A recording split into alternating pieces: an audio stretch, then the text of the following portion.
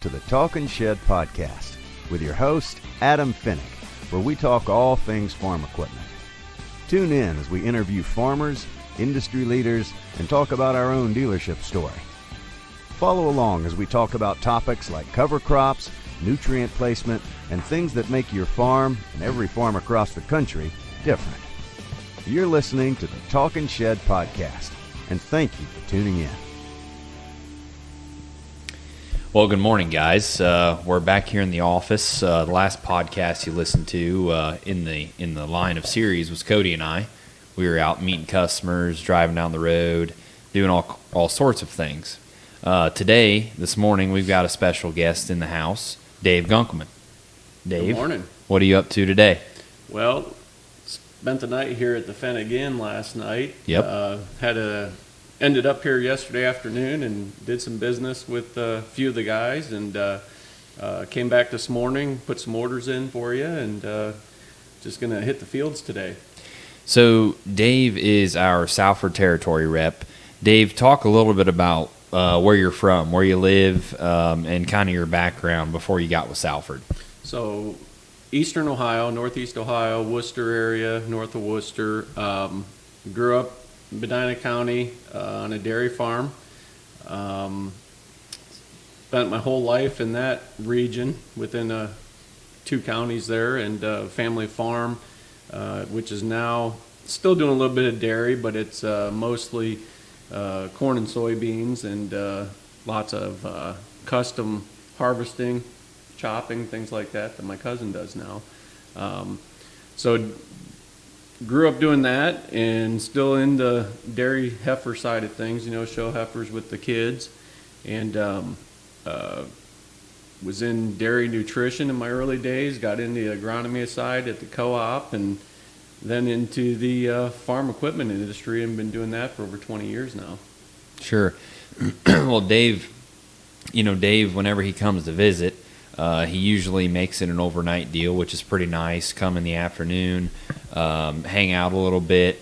It's more than just, a 1 hour stop or something, and we have a lot of fun doing that. So this morning we came in here and thought, well, before you take off, we need to record a podcast and just talk about all sorts of things. So we get to spend more time with Dave than most of our territory reps, and we have a heck of a lot of fun doing it. So figured we'd sit down and record a podcast. Today is, I think, October 12th. So we're starting to get, midway through harvest. Things are starting to get fun. This is part of my favorite time of the year. I've been hearing some pretty good numbers on the yield monitors. Yeah, I've seen some really good yields above average.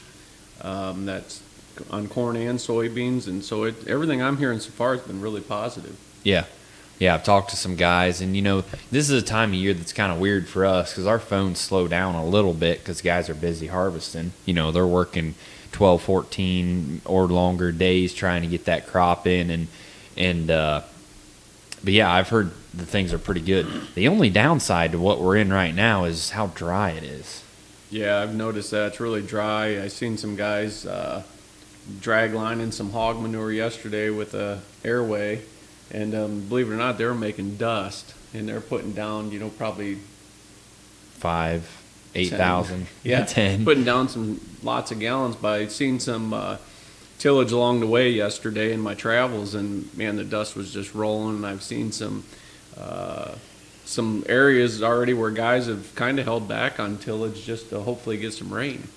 Yeah, I had some guys call in last week looking for some of those bullet points to put on their ripper, their Case 875, and they said, well, with as dry as what it is, we're just going to use our regular rippers points because they know they're going to burn through them so fast because it's so dry. And the only positive right now is I see guys pulling this trucks right in the field, and loading. So I mean, it's a nice thing there, harvest-wise. We're not making a mess of the fields, but it's hard to get good tillage done in those type of conditions. Compaction shouldn't be an issue. I had some manure hauled down on a field, and I went out last night and looked at it. They drove semis through the field, loaded, of course, and it wasn't bad at all. Nice. It's a great fall to be have the trucks out in the field, run grain carts everywhere. And for harvest, getting the crop out, it couldn't be any better. No. Other than if your combine does catch on fire, the whole field might go. True. But hopefully that doesn't happen. You're in a world of hurt anyways. Yeah. So yeah, that's what's going on here at this minute. I really like this time of year because it's when demos kind of start. You know, phone calls start coming in. The fields, you haven't been able to go in a field for, 6 months. Well, now we can go out there and get tools dirty. So hopefully, we've got a list of tools that need to be demoed all across the state and Indiana. And so hopefully we can get some of that knocked out. Yeah, it's that time. It's a fun time. We have just looking at your guys' list of opportunities that guys that want to get stuff in the field it's a long list. Got a lot of work to do, but we got a lot of tools coming, and hopefully we can capture some sales here before the end of the year. Right. Yep. We got a lot of tools coming. We were just going over it. We got some tools coming the end of this month, and then trickle all the way through February and March. So we got a lot of assembly to be done. This morning, speaking of assembling Salford tools, Dad sent me a Snapchat of the construction company down at Wabash, our new facility, doing some demo work on. I think they were working on the offices. I think. Yeah. But so that's the next step for us. Yeah, that big shop down there, I think, would be pretty exciting to set up some of this big equipment in. Yeah. Yeah, I always just knew it was a big building. I never really took the time to measure it personally. It's 90 by 160. Yeah, you walk in that thing, it'll handle. Well, something. we were in there the other day, and we had 3 wide drop bars in there, and it was like it just took up like a little corner, and we were like, "Whoa, we could put like 4 40-foot tools together in here. This would be awesome." Yeah, we could. It's gonna be nice for efficiency. Yeah, it'll be crazy. I can't wait till we're down there, but. We're going to take our time. We're going to do it right because there's no deadline that we have to be out of here either. We can obviously do it out of here as well. So, but yeah. So Dave, you talked about your background was a little bit with a lot with dairy. You were just up at the World Dairy Expo. Why don't you talk about that? What did you do there, and what is the World Dairy Expo? Yeah, the World Dairy Expo is. You got exhibitors showing cattle from all over the world. You have, companies there with, dairy equipment, feed equipment, you name it, anything you can think of, cow comfort, animal health, nutrition. I mean, it's just an impressive thing to see with everybody coming together, the great companies, and just the top dairy, people around the country. And where they gather and they show cattle, and it's just amazing, what people do to present their cattle at that level. It's an honor to have my kids show up there again this year. They Tim and Grace, they've I think this was about the 3rd time I think they've had something of the quality to go up there and show, and had a really good year. Ended up with a 3rd place and a 4th place, and those classes are 40 animals deep. Yeah, that's tough to do. It's pretty cool. So they did all the hard work, and I was able to get up there for a couple days, and they got things handled and got everything. One back home, sold one up there, so that was a good thing. But I mean, it's just it's kind of like a big farm show, cattle show, everything in one, a trade show and stuff like that. And it's just... And that's in Madison? Madison, Wisconsin, yes. Gotcha. A convenient place, being the cheese state. Oh, yeah. The grilled cheese sandwiches there are amazing. Really? Oh, yeah. You can't make one like that at home. Huh. Now, I'm pretty sure they have the World Beef Expo in the same. I believe it's in the same facility. Yeah, I think it's like. Been to that, but I think it's like a few weeks before the Dairy Expo. But on the beef side of things, there is somewhat of a disconnect, in my opinion, from the true beef producers in the show cattle world. Is the same disconnect true in dairy, you think? Yeah, kind of, but it's you see it is. You have your herds that are just out there producing milk, and that's their living, but there's a lot of even them big producers that I see up there that have gotten the fever for showing dairy cattle, and they have a separate barn for those animals, and really get into it, the competitive side of, showing off what you have. Right. So it's pretty neat to see. Yeah. I mean, I would think there'd be less disconnect in the dairy world because it would be hard to raise decent Holsteins if you're not doing a lot of milking too. Correct. Because it kind of goes hand in hand. Whereas on the beef side, when you don't have to milk them every day, right. You can, granted, you wouldn't be milking the heifers and stuff like that. But, I look at like the Ackleys of the world, they milk and show and do a lot of that. I feel like that's a lot more on the dairy side. Oh yeah. Whereas on the beef, it's you either show cattle or you don't produce Right. steaks. Exactly. 500 head at a time. Out west. Yeah. Just huge family oriented. It's when you look at, you mentioned Ackley family. The whole family's involved, and it runs deep, and you see a lot of that in the dairy industry, and the families that come up there, and they just go every year. It's a tradition, right? Because they get to see people, and it's the only time they get to see them, so it makes a nice little vacation. Yeah, so that's held once a year up in Madison. That's pretty neat. So did you grow up showing as well? I showed 4-H, but nothing at this level. I never showed at Ohio State Fair or nothing like that. We, at that time, we were 600 acres milking 125 cows, and, it's a lot. You had a 6-row planter back then, and a 2-row chopper. So, it was a lot of work. So we were constantly, seems like we were baling hay or chopping corn or hay had every something day going on. You know what I mean? It seemed like you always had something. So we would grab a heifer out of the pen the day before the fair and get her broke. Show up to county fair and try and do something. So it was never at this level. So seeing what these kids do today in order to prep for a show, it's all year long. It's every day. So but it's different. I have a barn at home that we house the show cattle in, and I work a full-time job, and kids are working jobs now and school, and that's your chores at home. So it's it isn't like when you had 125 cows to milk every day. That was right. It's hard to manage the type of cattle that we do in this industry when you have cows to milk every day. Yep. It's hard. Yeah. Last thing you want to do is mess with another barn. Yeah. After you get done with chores. Right. Yeah. But it's been fun, been a neat hobby, and can't say it was a huge moneymaker, but it wasn't a loss. We've always done well, right. remarketing the cattle. So. Mm-hmm. Well, 4-H is one of those things that it's one of the better things that a kid can be involved in.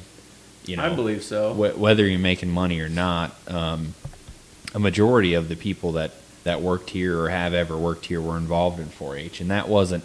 We don't put a box on the resume that check this box if you want to work here, right. But it's coincidence because those types of people that were raised in 4-H, raised around whatever you want to show, rabbits or chickens, whatever, it shows them how to lose, how to win. But whether you're making money or not, of course, you need to cover some bills and stuff like that because I saw last night where I'll show you this quick if I saw it pulled up.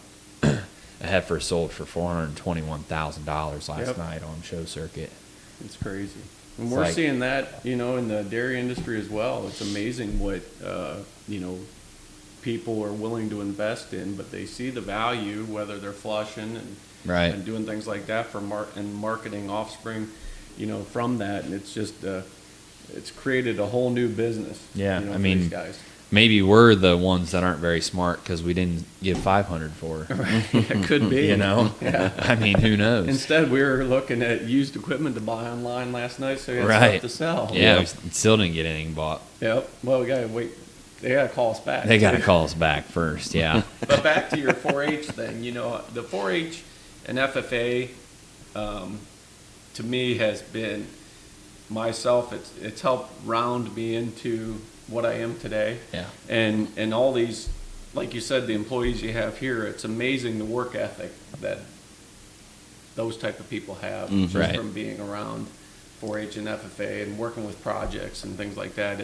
They had to have responsibilities, in order to do a project. And to me, you can pick them kids out today when you're, when you're somewhere working or whatever. Mm-hmm. Yeah, when we tour J&M, they talk about how fortunate they are to have the workforce here in Mercer County, and they attest it to the livestock that are located here. But I think it goes hand in hand with the 4-H. We've got a big fair. We've got a lot of people that show in 4-H and are involved, and they talk about how, through these times of struggling to find workers. Now, I'm not saying that they're overflowing with workers, but they're probably better off than most, right, because of the culture that they are after and the kind of people they want. It's livestock and 4-H is what's doing it. I agree. So it's pretty interesting. We were calling on some equipment yesterday, but it's something I've always wondered, because we've all been guilty of it. But why is it that we don't always want to call people back when we're doing sales? You're interested in something, you see it on Tractor House, and you call the dealership. The guy you talk to probably doesn't know anything about it. They say someone's going to call you back, and you hear the stories all the time if you're on Twitter or wherever, and they don't call you back. Why?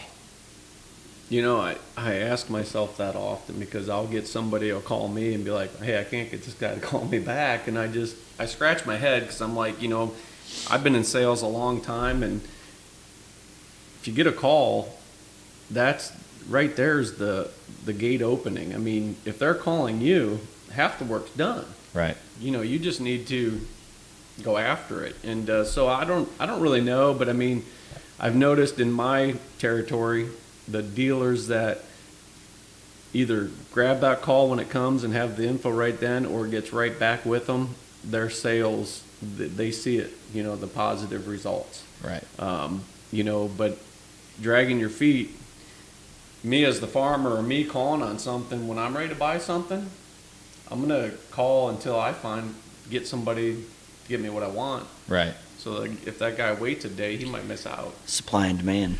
Yeah. Well, It's like, they always would say, what's the whole pig in heat saying? It's only in heat for a day or so. You got to Right. get them while they're in heat, while they're hot. But I'll never forget, this goes back to my sunflower days, probably, I'm dating myself, but I mean, this is probably 20 years ago.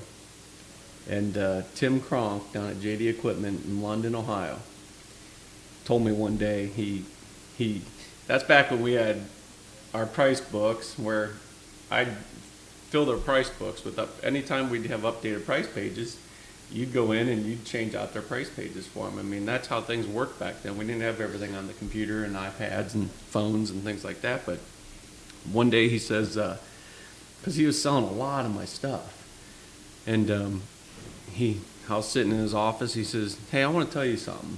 And Tim, I don't know how old he is. He might have been, 15 years older than me. I kind of looked up to him as a peer, because he did a really good job. And he says, I want to tell you something. He goes, you know why I sell so much of your stuff?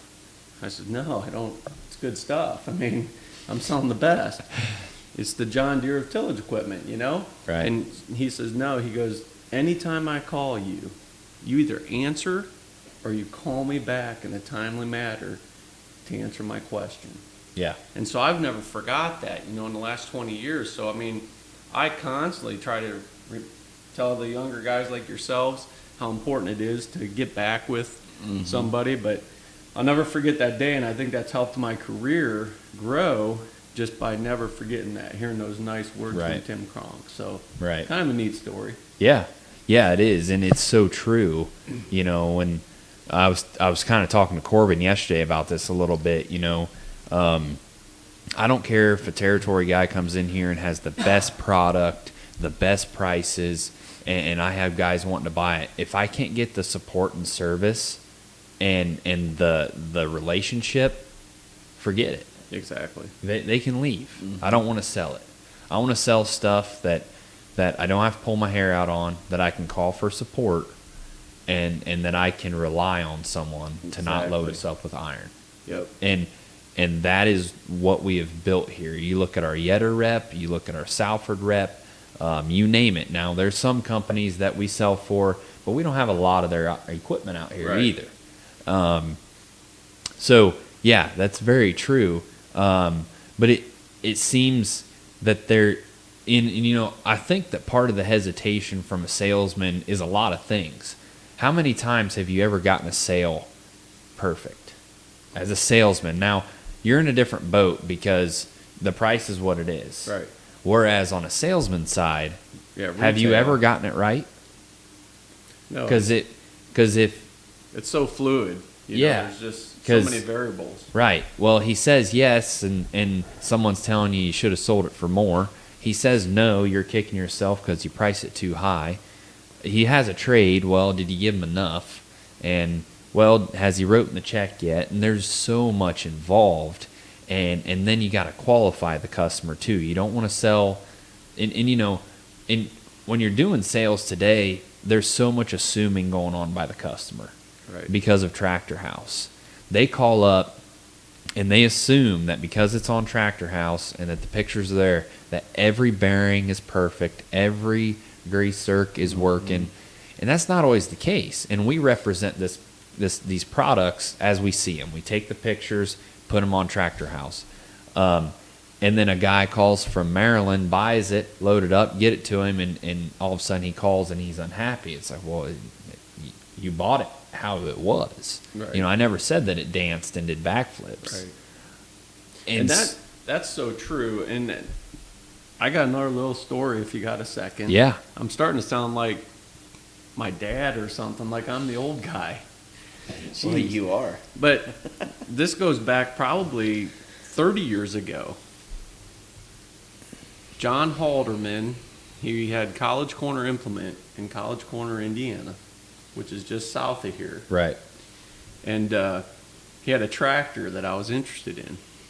And I seen it in the fast line. It was before you had all the online stuff. You had to actually open the book up to come in the mail. And so I called him up about it. And, from my house, that's a 3.5, that's probably a 4-hour drive. Yeah. So he says, Dave, he goes, I'll tell you what. He was telling me about this tractor, and it sounded perfect. And you could, even by the pictures and the hours, you can just tell the wear on a tractor, a drawbar, the foot pedals, things like that. He says, if it's not what I told you it is, and you drive down here, I'll give you $200 for your gas. And I thought, I gotta go see this tractor. Right. Because he's legit. Mm-hmm. Can't imagine a guy telling me that and getting me down there and me be disappointed. Right. Well, I went down there and I went straight to the tractor. I didn't even go inside. And I got up on this tractor. I'm like, holy smokes. Key was in it. So I popped her open and started it up. And he comes walking out, and at that time, he's probably 60 some years old. I was 18, 20 years old. I'm like, he's an old man. Right. But he says, drive it around. And I popped it in gear and everything. I'm like, this thing felt brand new. And so, matter of fact, it was a 4250 John Deere. It's actually what I own today. It's not that tractor, but at that time, I decided, man, I really can't afford this, but I wanted it. Right. Well, I found a pretty much close to identical tractor a couple years ago, and I bought it. Yep. And but anyway, so he says, well, what do you think? He goes, do I owe you money? I said, no, you don't owe me a dime. But I'll never forget that, too. And to me, I've seen times where guys go and see a piece of equipment, and, man, they're disappointed. Then they're mad. Then they're never calling your number again because you misrepresented it. So, I mean, I've always told guys, like yourselves, represent it as truthful as you can. I mean, you only know so much about it when you look at it sitting in a guy's barn. Right. It might be dark. It might be, not good lighting to where you can look at certain things. But we do our best, and you guys do your best, and you do your best to price it accordingly. represent it the way it should be represented. If you get a trade-in in, you fix what you can see needs fixed. Right. Or something close to needing fixed, and you say, well, this, you might have 1,000 acres on these blades, and you can sell it that way, but price it accordingly. Right. So that's a big deal, especially with all the internet buying going on today. It's just,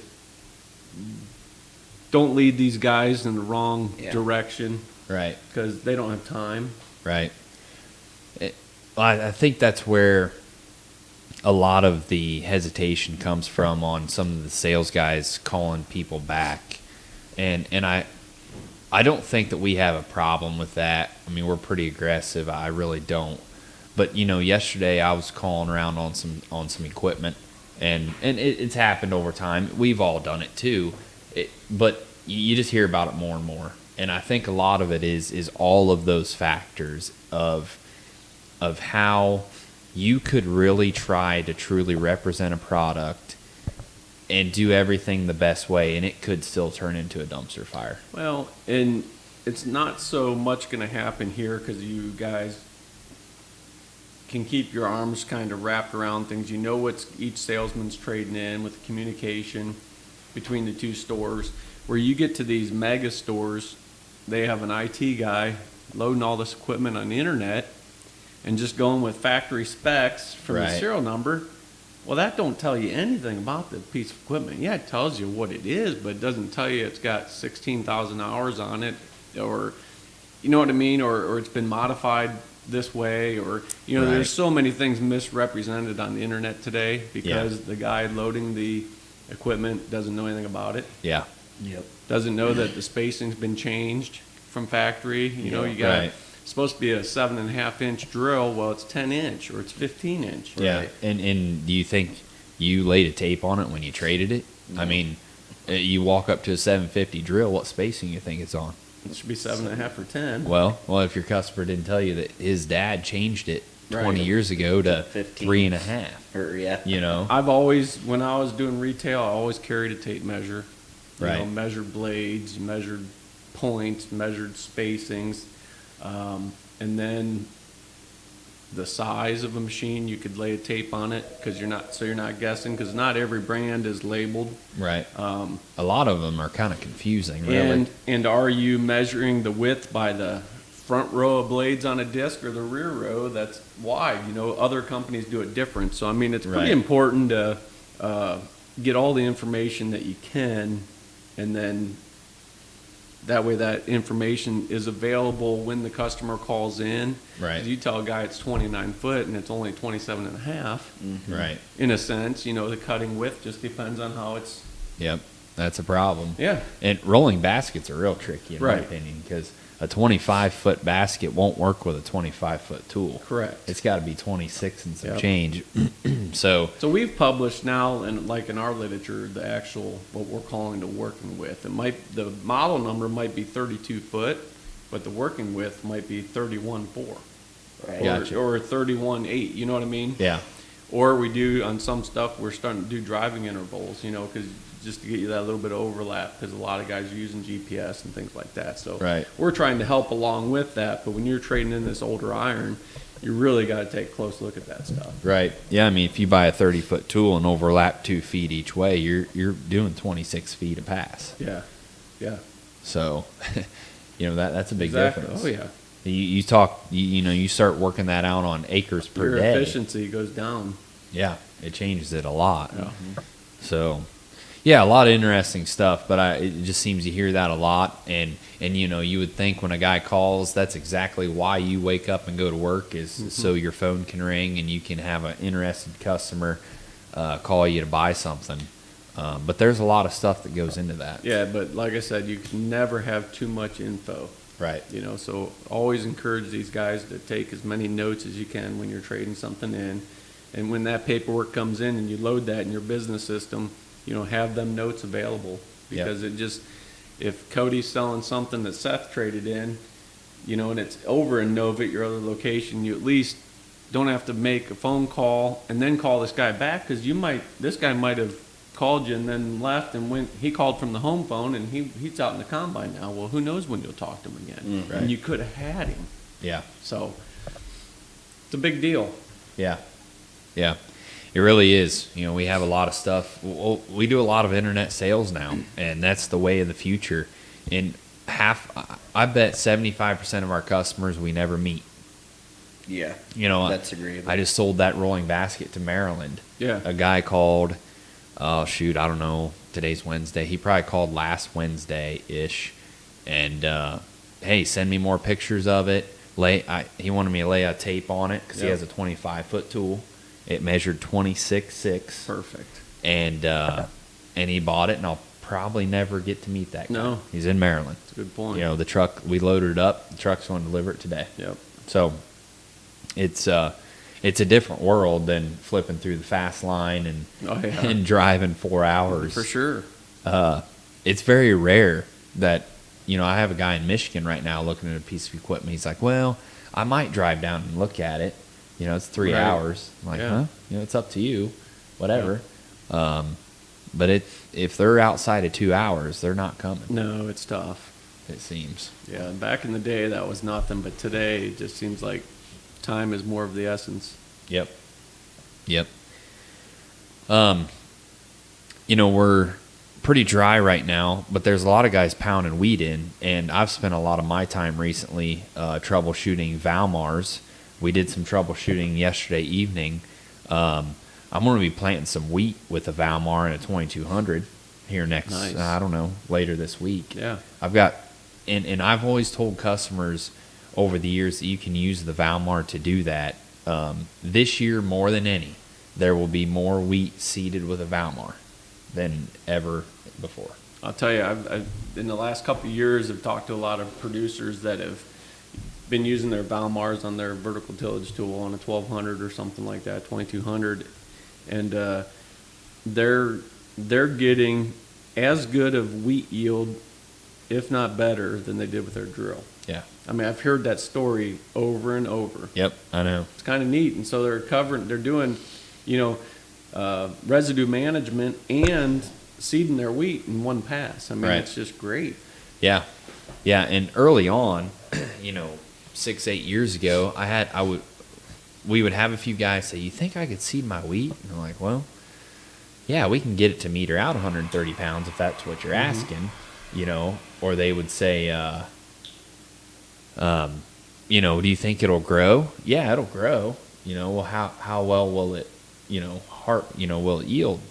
And I couldn't answer that. Yeah. But now, year after year, I've got more and more guys doing it with a lot of success, and it's pretty sweet. Yeah. And then those little 246s, the pull type rigs. Yeah. Those things are great for seeding a lot of acres too. Well, yeah, I just seen a guy seed some acres, and then he hit it lightly with his vertical till, and he's done. Yeah. Yeah, I just sold one to a neighbor over here. That's what he's doing. He's going through and seeing all of his cover crop, and then going in and working it in. And I think he's going to try about 80 acres of wheat with it as well. So he'll probably have to make 2 passes with that in order to get his rate, what he's wanting to get. But yeah, well, that's what I'm going to do with the wheat. You can crank those seeders up to do the 130, 150, but in my opinion, I think you need to have a good seed bed there anyway, so I'm going to work it twice. Okay. So why risk plugging that seeder, trying to pump out the most that it can, when we can just go over it twice and do 70 pounds Especially if you're each. wanting to do a little more tillage. Right. That's what I'm after. Yeah, work in that manure incorporation. Yeah. Yeah, for sure. So I mentioned, go ahead. And speaking of that, I mean, the whole cover crop trend is not trending down. It's still trending upward. I can't believe the amount of cover crops going on this year. Oh, yeah. And I think a little bit of warmer weather here has helped guys continue to want to put that seed in the ground. Right. Yeah. We need rain. We do. Mm-hmm. We're teed up to get a little bit of rain today, but it's not enough to amount to anything. No. But yeah, I mean, we've sold a lot of seeders. I've got a lot of them out running today, right now. We've troubleshot them and got them up and running, And every year we're selling 30 to 40 units. Yeah. Mm-hmm. You do that for 5 years, and pretty quick you've got 200 units out running. Yeah, you got a lot of customers out there that are going to use it at the same time. Yeah. Yeah. So So that's why you got your nice little station set up over here, I see, with your Mueller rate controller and right. yeah, troubleshoot. Yeah, it's not a video podcast, but if you've been on YouTube and watched our troubleshooting guides on the Cedars, we've got a test stand in our office where we can pull up all of the rate controllers to help walk you through the screens touch by touch. That's nice. And it's so handy. I've got all the boxes here, and they're all loaded with, this one's for the ST carts, that one's for the Valmars, and I think 8708 or something on the other one. But we just plug it into that cord, and when a guy's having a problem on the phone, I just sit down and we walk through it with him. And that's huge, and that's a huge bonus for us as Salford Group, is the fact that, if you didn't have all them tools right there, and you wouldn't be able to take care of your customer in a timely manner. Oh, yeah. Then you'd have to rely on make a call to us. Right. Up It'd be plant. tough. It just slows down everything, and that's why you guys have been able to be so successful in selling more product that way, is the fact of serviceability. Yeah. And when a guy calls with a problem, Yeah. got a problem. Product knowledge is Take care huge of it now. there. Absolutely. Well, and I always say you don't have to know everything. You just have to know where to find everything. No, but just like yesterday, you got to a point where you troubleshot it with your customer. Yep. You guys found out, well, it's not what we were thinking. You made a call to Simon up at Salford, and boom, he got your thing. He got on it with you. But at least you did the work first, because lots of times you're taking care of it and we don't even know about it. Right. But that's what makes a good dealer. Right. So, trying yourself is the biggest thing, and we're always willing to help anybody, but it just helps when you can do it here at the front line after you sold the product. I mean, it's part of being a dealer. Right. Is having the knowledge and being able to service what you sell. Right. Yep, I agree. I want to keep this podcast pretty laid back, but real quick, I do want to touch on Salford a little bit. In the last, and I texted you maybe a couple weeks ago and told you how much interest I've been seeing in the 1200s and the 2200s, and we're going to try to keep this from being a commercial. But what is it? And I know what it is, in my opinion. What is it about these phone calls? And I get them all the time. Hey, I see my neighbors running a Salford. Man, his stuff looks good. Those tools, I hear that they're built a lot better. I've seen some of your videos. And I don't know, something just draws me to the Salford. So what's this 2200? What's this 12? What is it, in your opinion, that makes a guy envy his neighbor's shiny red tool that's just working over there, never has a down day? I shouldn't say never, but these new tools are built beefy. Well, that just draws them to it. I honestly think, just in my travels and years with this company, and being around this tool, I got a call yesterday. A guy bought a new tool last year. It wasn't ours, but his neighbors, and he has relatives that have the Salford 1200. And he goes, I never should have bought this thing. Yeah. Well, so you're dealing with gang-style machines, and I think it's the independent series, the 12 and 2200 independent blades. You don't have, there's a lot less service when it comes to that. If you do lose a bearing, you don't have to drop a gang. But when it comes to performance in the field, when you have unlevelness, not perfect tabletop, fields, a coulter's always working the dirt. Right. Whether it's down in a little track or you got a high spot, where a gang's going to go up and over and miss. So that's what a lot of guys are seeing, or their machine will start bouncing. Yeah. And leave a ripple effect in the field, because it just can't control itself like an independent machine like we have. So it's rigid. So that and then with the speed and the vibration from the coils, you're, especially in this hard ground, what's beautiful about ours compared to a gang style machine today is, you're gonna get fracture below that blade with the vibration from that coil. Yep. You know, it could be 2 inches. I've seen guys have even told me in university studies 7 inches. I mean, I've seen that. You go out in the field today and it's hard as rock. You don't think you did a whole lot. You back there in 24 hours, and it's amazing when you probe it that you'll see the difference because it fractured down, got some of that oxygen in the ground, and then when you do get a rain, it's just going to force that, give the water a place to go instead of running in the road ditches. Yep. But with all of that, your finish out there is just beautiful, and that's what guys are seeing. Right. You know, they're getting a better seed bed. You know, just getting better control of everything, you know, when they're done with that field. And that to me, what I see is where we're the most valuable over these other tools right now in the market. Yeah. And something that I see, or the things that do it, in my opinion, are Salford does tillage with the quality of the soil in mind. They want to do the tillage they don't just want to make it pretty and fluffy on top. They want to do the tillage the right way. They want to do it without damaging or having negative effects on the soil, which is your most valuable asset when it comes to farming. It's the number one cost on your balance sheet is your land. They want to do that tillage while still building your land. Correct. How many times have you heard that like a 570 is a no-tiller's best friend? You know, the guys that are wanting to build their soil, create good seed beds, manage residue, but still have quality soil. And keep the dirt there. Keep the dirt there. Again, it everything with the soil. You know, keep it there, keep it intact, keep everything going. And you can say, oh, that's foo-foo dust, whatever. But, you know, you look at some hard pans that some of these other tools are putting out there, and guys are seeing that. Mm-hmm. You know, we did that video with the Kraus, one of our most popular videos in the last 12 months. And people they want the finish that they're getting with some of these other tools, but they don't want it to damage their soil. Correct. Yep. And they built a rigid, rugged product with parts and service availability. Yes. That's it for me. It is. It's a premium product, and I get calls all the time, and you get guys in highly erodible ground, which there's a lot of that. You don't think it is, but it is. Yeah. Qualifies for that, and they need something that's not going to horizontally move that soil to where when because we get the big rains, it seems like, Right. and when that water gets moving fast, it carries a lot of soil with it. Right.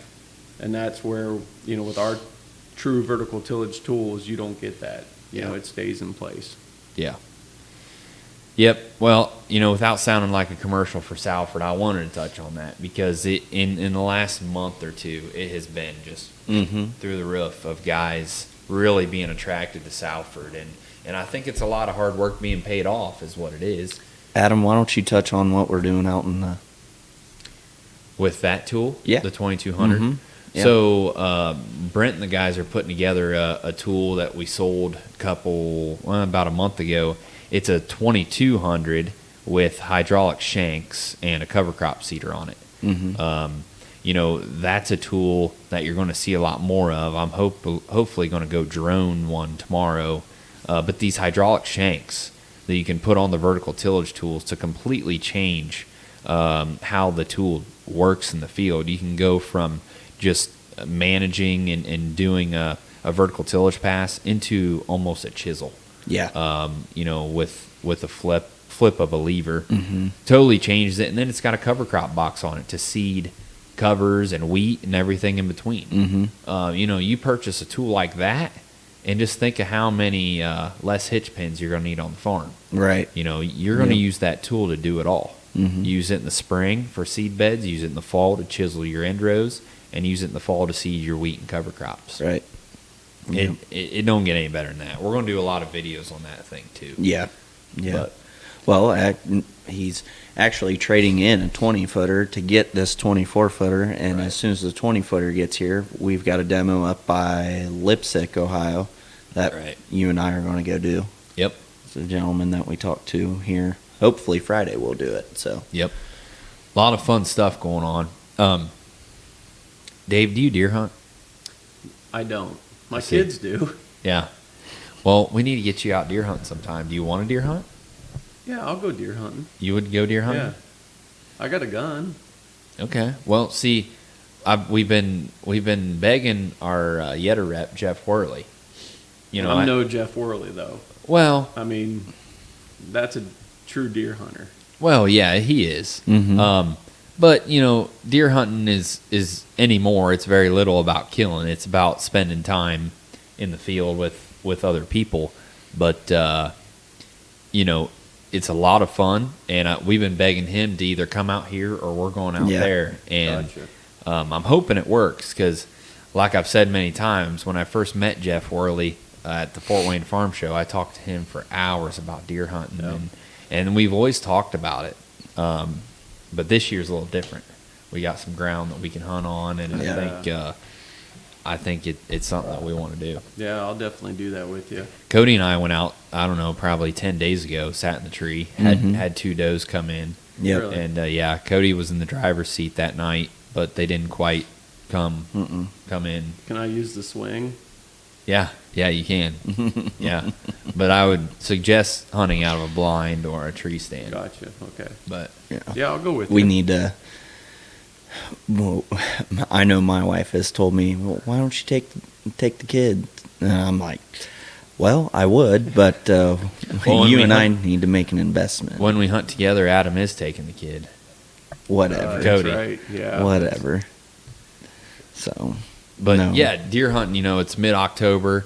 A lot of big bucks have fallen, and it's been good so far, the cold weather that we've had. But give it a couple weeks, and we'll be in the tree pretty hard. Yeah. Sweet November. Yeah, the end of October, early November. I'll have to do that here next month when I come out. Yeah, gun season is the Monday after Thanksgiving is opening day, and it runs through the following Sunday. And then skip a weekend, and then the following weekend there's another one. And then You got muzzleloader. a heater in the tree stand? No heater. The big one. Oh, gotcha. The ball of fire in the sky. Yeah. That's all you get. But, well, it's I think all of our phones have dinged at least 10 times since we've been on the podcast. Dave, I appreciate you taking the time this morning to sit down with the Joe Rogan Experience. And it was fun. It was fun. I appreciate the opportunity, and it's always a great visit to take this time just to, share our thoughts and what's going on, because it just helps you realize some of the things that we need to continue to do and maybe do better too. So it's a good time. Thanks, guys. Well, until the next one, hopefully everyone has a safe harvest, and we'll see you on the next one. Yep. Thanks for tuning in.